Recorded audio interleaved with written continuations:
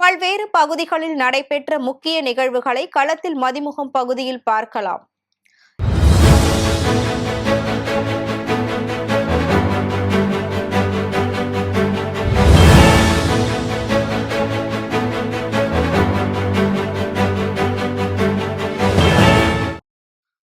திருப்பத்தூர் மாவட்டம் ஆம்பூரில் உள்ள தீயணைப்பு மற்றும் மீட்பு பணி நிலையத்தில் தீ பாதுகாப்பு குறித்த பயிற்சி ஆம்பூர் தீயணைப்பு துறை அலுவலர் மெஹபூப் தலைமையில் நடைபெற்றது. மாவட்ட தீயணைப்பு பணிகள் துறை அலுவலர் ஜாஸ்மின் அறிவுறுத்தலின் பெயரில் நடைபெற்ற இதில் தீயணைப்பு துறையினர் தீ விபத்து ஏற்படும் போது எப்படி தீயை அணைப்பது குறித்தும் பொதுமக்களை காப்பாற்றுவது குறித்தும் பாதுகாவலர்களுக்கு செய்முறை விளக்கம் அளித்தனர். இதில் தீயணைப்பு துறையினர் மற்றும் தனியார் பாதுகாவலர்கள் பங்கேற்றனர். அதேபோல் தூத்துக்குடி மாவட்டம் கோவில்பட்டி தீயணைப்பு மீட்பு பணிகள் நிலையத்தில் தீயணைப்பு மற்றும் மீட்பு பணிகள் துறை சார்பாக தனியார் நிறுவனங்களில் பணிபுரியும் பாதுகாவலர்களுக்கு தீ தடுப்பு மற்றும் பேரிடர் காலத்தில் மேற்கொள்ள வேண்டிய அவசர கால பணிகள் குறித்து பயிற்சி முகாம் நடைபெற்றது. இதில் தனியார் நிறுவனங்களை சேர்ந்த பாதுகாவலர்கள் மற்றும் தீயணைப்பு துறையினர் பலர் கலந்து கொண்டனர். காஞ்சிபுரம் மாநகராட்சிக்கு உட்பட்ட 42வது வார்டு சிவிலிமேடு பகுதியில் பாமக சார்பில் தொடக்க பள்ளியில் மாணவர்களை சேர்க்க வலியுறுத்தி விழிப்புணர்வு பேரணி நடைபெற்றது. இதில் ஆசிரியர்கள், மாணவர்கள் பலர் கலந்து கொண்டனர். இதனைத் தொடர்ந்து மாணவர்கள் மற்றும் தெருக்கூத்து கலைஞர்கள் பொதுமக்களிடையே அரசு பள்ளியில் தங்களுடைய பிள்ளைகளை சேர்க்க வேண்டும் என வலியுறுத்தி கோஷங்களை எழுப்பி பிரச்சாரம் செய்தனர். கடலூர் மாவட்டம் காட்டுமன்னார் கோவில் அருகே உள்ள சேத்தியா தோப்பில் அரசு நெல் கொள்முதல் நிலையத்தில் ஆமை வேகத்தில் நெல் கொள்முதல் பணி நடைபெறுவதாக விவசாயிகள் குற்றம் சாட்டியுள்ளனர். இதனால் நெல் மணிகள் முளைத்துவிட்டால் அதனை கொள்முதல் நிலையத்தில் விற்க முடியாத சூழ்நிலை ஏற்பட்டு நஷ்டம் ஏற்படும் எனவும் கவலை தெரிவித்தனர். எனவே மாவட்ட நிர்வாகம் உடனடியாக நடவடிக்கை எடுக்க வேண்டும் என விவசாயிகள் கோரிக்கை விடுத்துள்ளனர். திருப்பூர் மாவட்டத்தில் இருந்து புனித ஹஜ் பயணம் மேற்கொள்ளும் பயணிகளுக்கு சவுதி அரசாங்கம் விதித்த கட்டுப்பாடுகளின்படி மருத்துவ பரிசோதனைகள் நடத்தி தடுப்பூசி போடப்படும் சிறப்பு மருத்துவ முகாம் நடைபெற்றது. இந்த முகாமில் பயணிகளுக்கு சர்க்கரை அளவு, இரத்த அழுத்த பரிசோதனை, கல்லீரல், சிறுநீரக செயல்திறன் உள்ளிட்ட பல்வேறு மருத்துவ பரிசோதனைகள் செய்யப்பட்டது. இந்த நிகழ்ச்சியில் அரசு மருத்துவ கல்லூரி மருத்துவமனையின் முதல்வர் மனோன்மணி, சுகாதாரத்துறை அலுவலர் ஜெயந்தி உள்ளிட்டோர் கலந்து கொண்டனர். ராணிப்பேட்டை மாவட்டம் சோளிங்கர் நகராட்சியில் பணிபுரியும் தூய்மை பணியாளர்களுக்கான உணவகம் துவங்கும் நிகழ்ச்சி நடைபெற்றது. இந்நிகழ்ச்சிக்கு நகராட்சி ஆணையர் சீனிவாசன், நகராட்சி தலைவர் தமிழ்ச்செல்வி, துணைத் தலைவர் பழனி ஆகியோர் முன்னிலையில் வேலூர் மண்டல நகராட்சிகளின் நிர்வாக இயக்குனர் நாராயணன் அவர்கள் பங்கேற்று தூய்மை பணியாளர்களுக்கு உணவு வழங்கி இத்திட்டத்தினை பயன்பாட்டிற்கு கொண்டு வந்தார். தொடர்ந்து தூய்மை பணியாளர்களுடன் அமர்ந்து உணவு அருந்தினார். மயிலாடுதுறை அரசு கலை கல்லூரிகளில் கௌரவ விரிவுரையாளர்கள் வகுப்புகளை புறக்கணித்து கண்டன ஆர்ப்பாட்டத்தில் ஈடுபட்டனர்.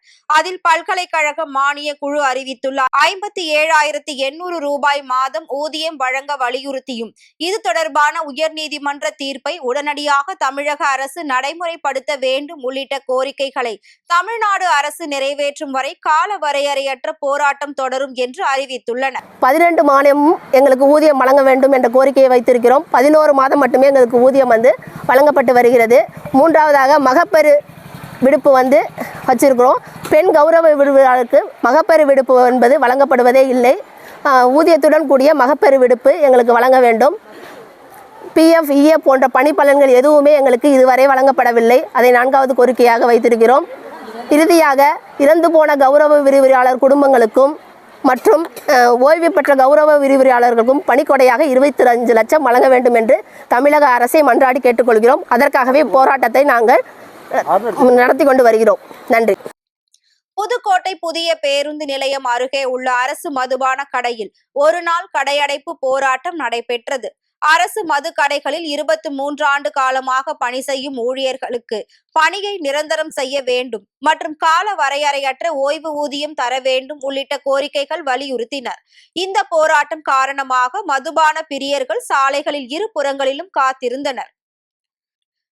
ராமநாதபுரம் மாவட்டம் கடலாடி தாலுகா சிக்கல் மற்றும் சுற்று வட்டார பகுதியை கணக்கில் கொண்டு சிக்கல் ஊராட்சி ஒன்றியமாக அறிவிக்க வலியுறுத்தி அனைத்து கட்சி சார்பில் சாலை மறியல் போராட்டம் நடைபெற்றது. இதில் அதிமுக, பாஜக, பாமக, விசிக, சிபிஎம் உள்ளிட்ட அனைத்து கட்சிகள் சார்பில் 100க்கும் மேற்பட்டோர் சாலை மறியல் மற்றும் ஆர்ப்பாட்ட போராட்டத்தில் ஈடுபட்டனர். தகவல் அறிந்து சென்ற போலீசார் சாலை மறியல் போராட்டத்தில் ஈடுபட்ட அனைவரையும் கைது செய்ததால் பரபரப்பு ஏற்பட்டது. வேலூர் மாவட்டம் குடியாத்தம் அருகே விசாரணைக்கு சென்ற காவலர் மீது தாக்குதல் நடத்திய 5 பேரை போலீசார் கைது செய்தனர். கடையில் பொருள் வாங்க சென்ற காவலர் கேசவனை அங்கிருந்த சிலர் தாக்கியதாக கூறப்படுகிறது. இதில் காயமடைந்த கேசவன் சிகிச்சைக்காக குடியாத்தம் அரசு மருத்துவமனையில் அனுமதிக்கப்பட்டார்.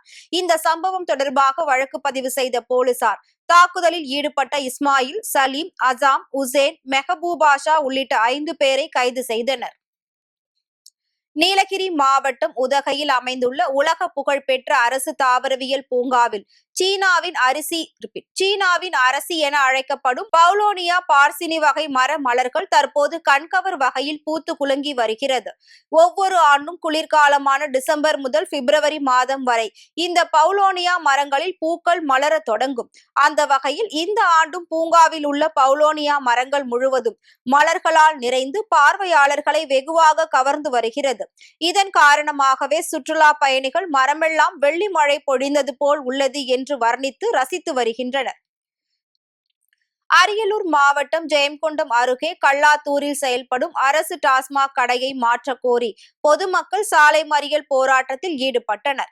பின்னர் இது குறித்து தகவல் அறிந்து சென்ற போலீசார் போராட்டம் நடத்திய மக்களிடம் பேச்சுவார்த்தை நடத்தி டாஸ்மாக் கடைகளை வேறு இடத்திற்கு மாற்றுவதற்கு உரிய நடவடிக்கை எடுக்கப்படும் என உறுதி அளித்ததன் பேரில் அப்பகுதி மக்கள் போராட்டத்தை கைவிட்டு கலைந்து சென்றனர். இதனால் அப்பகுதியில் சிறிது நேரம் போக்குவரத்து பாதிக்கப்பட்டது.